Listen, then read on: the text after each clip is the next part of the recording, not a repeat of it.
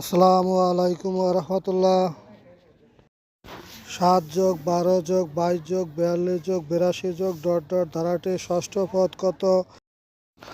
Solution: প্রদত্ত ধারাটির পাশাপাশি দুটি পদের পার্থক্য করে আমরা পাই 12-7 = 5, 22-12 = 10, 42-22 = 20, 82-42 = 40।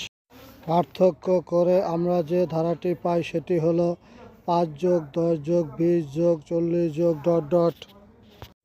ইহা একটি গুণোত্তর ধারা। এর প্রথম পদ a = 5, সাধারণ অনুপাত r = 10/5 = 2।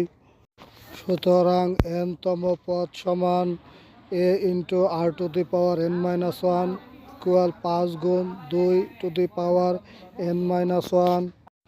প্রদত্ত ধারাটির প্রতিটি পদ তৈরীকৃত ধারাটির প্রতিটি অনুরূপ পদের চেয়ে 2 বেশি। সুতরাং প্রদত্ত ধারাটির সাধারণ বা n-তম পদ সমান 2+5 × 2⁻n−1। সুতরাং প্রদত্ত ধারাটির ষষ্ঠ পদ সমান 2+5 × 2⁻6-1 = 2+5 × 2⁵ সমান 2+5 × 32 সমান 2+160 সমান 162। অ্যান্সার: খ 162।